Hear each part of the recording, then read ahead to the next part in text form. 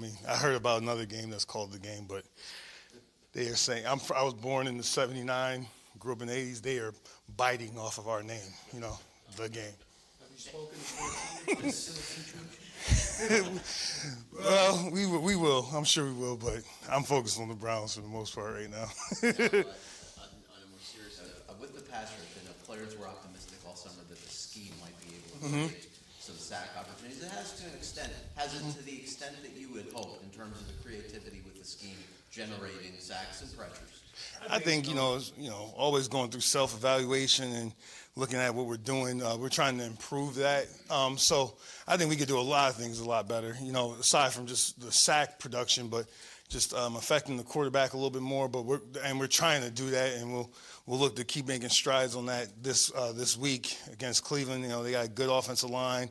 We got to do something to affect that quarterback. But to answer your question, I think we got there's more that we need to do, and I got to do a better job of coaching it, and I got to do a better job of getting us to execute it the way we in terms of getting more production out of it, if that makes sense. Patrick, with Cleveland having so many dynamic offensive players, Yes. 2 running backs and 2 receivers, what do you key on? What don't you key on? I mean, how do you prepare for that challenge? I mean, I think the first thing that sticks out when you watch the tape when you're dealing with these guys is you have to tackle them. I mean, Mayfield's doing a good job of getting the ball to these guys, whether it's the run or pass game, and Coach Kitchens is doing a good job of spreading the ball around. The main thing I'm gonna focus on is get them on the ground. If they get the ball, we gotta get them on the ground. So that's probably the number one thing right there. In terms of how we're going to defend all those skill players, I mean, it's gonna be a difficult task. I mean, they present a lot of interesting challenges, whether it's in the pass game or run game, and they're doing a good job of mixing it up where you don't know exactly how it's going to come at you. So what we got to do is do a good job of tackling, defend the field, and make sure we're cognizant of the situation and make sure we take care of that, because based on situation, you can kind of play into, it could kind of play a role into what you're doing defensively. PG, John Jenkins is one of the few older players that you guys have brought in this season. Why? What attracted you to him? I mean, I think the fact that he's a stout player on the inside, again, going back to the traits that we're looking for defensively, and it transfers from D-line all the way to defensive backs. I mean, he plays with his hands in front of his eyes, plays with good extension, good knee bend, and he's physical and he's tough. And, when you get a chance to meet him, you realize that he's mentally tough-minded guy, and then thankfully he's a good athlete as well. I mean, and one of the best things about him is his character in terms of getting to know him over the last few months. I mean, he has one of those personalities that, you love being around. And do players gravitate toward him? I think just naturally, like when Flo kind of identified what we were looking for, selfless players, guys who put the team first, he's one of those guys. And naturally, guys want to be around guys like that because it's just the personality. I mean, because he puts the team first, and it's reflected in how he carries himself, how he plays. And so, I mean, I think anybody involved in a team sport wants to be around that.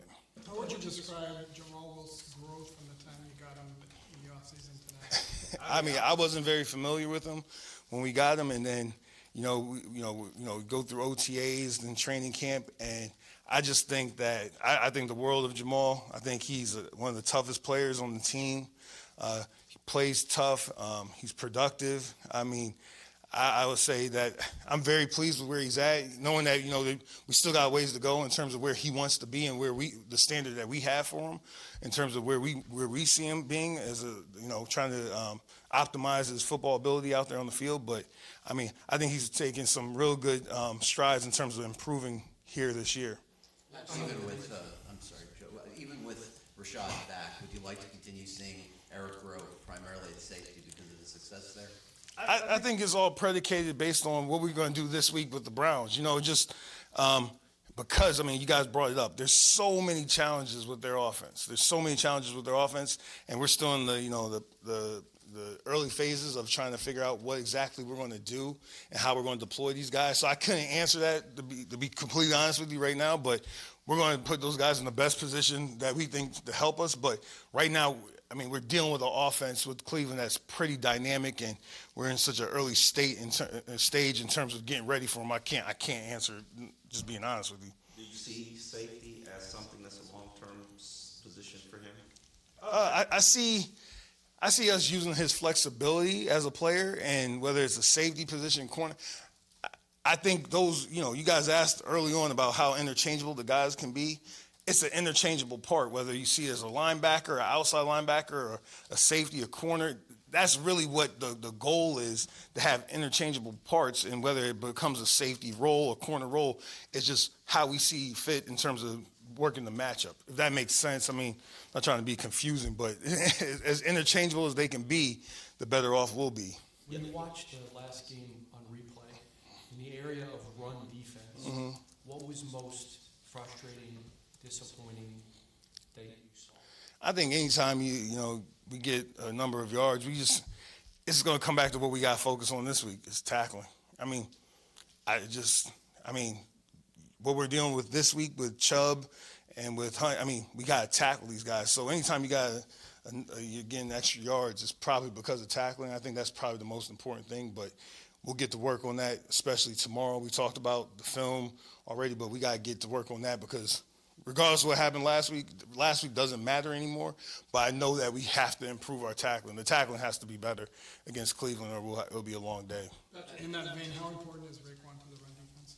Raekwon, it's not just Raekwon, but I got to do a better job of coaching the run defense. We got to do a better job of executing. But Raekwon's an important part of the team. He's a guy who's puts in hard work, and he's a hard worker. He shows up out there on the field. So, he's an important part of our team, period. Just whether it's his vocal leadership, him out on the field, but he's an important part of the team. Do you feel like guys were trying to do too much, especially in the first half against the Bills when it comes to stopping the run, or were they assignment sound?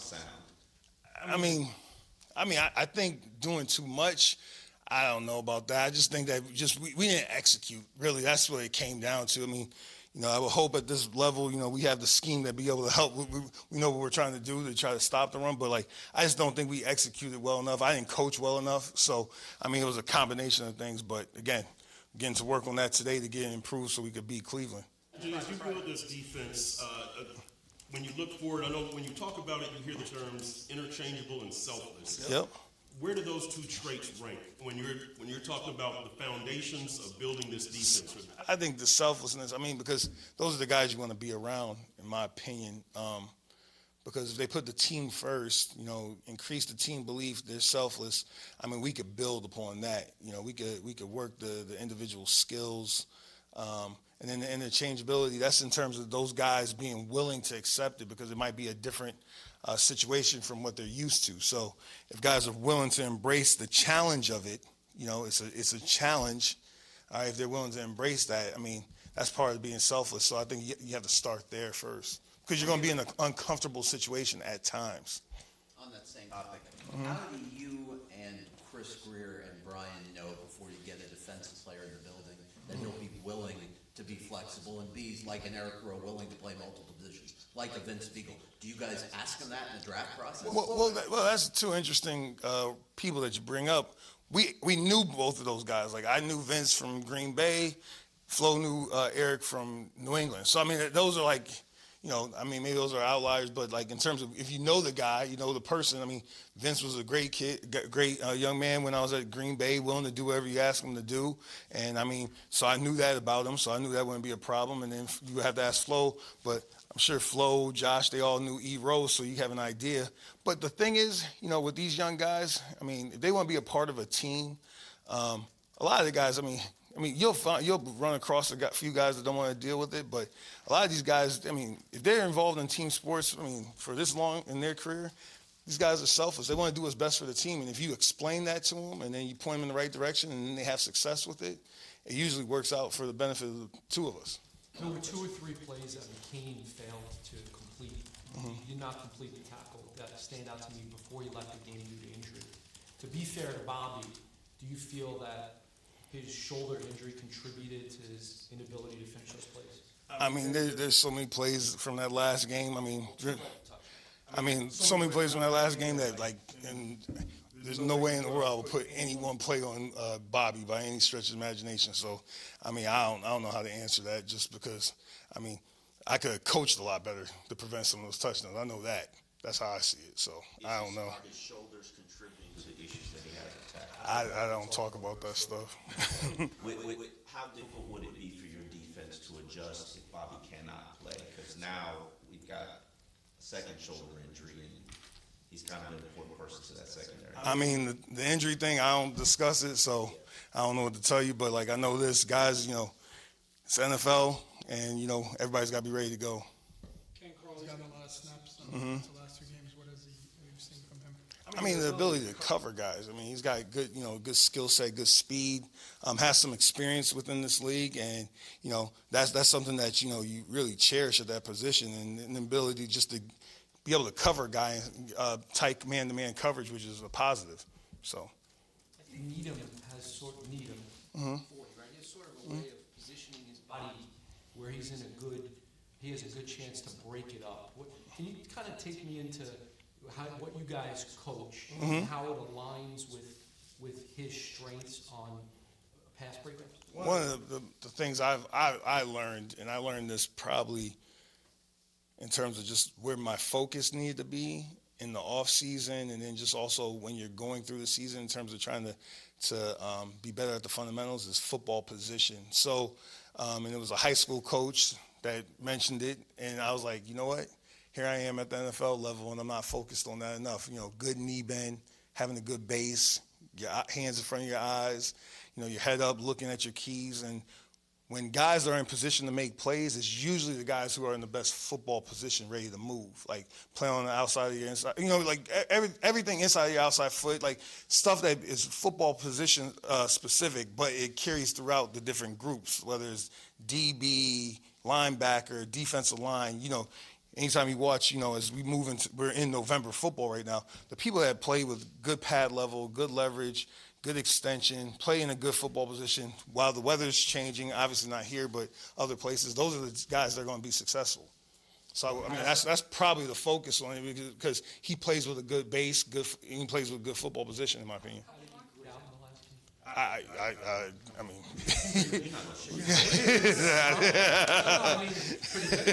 I need another button. I had the one last week. I need another button. How well did he play? I mean, we didn't play well enough. None of us did. None of us didn't coach well enough. We didn't play well enough. So, I don't know how to. I mean, really, last week is over. We're focused on Cleveland right now and trying to improve our tackling and playing better and just overall for this week. So. Sorry. Thank you. All right, gents. Thank you.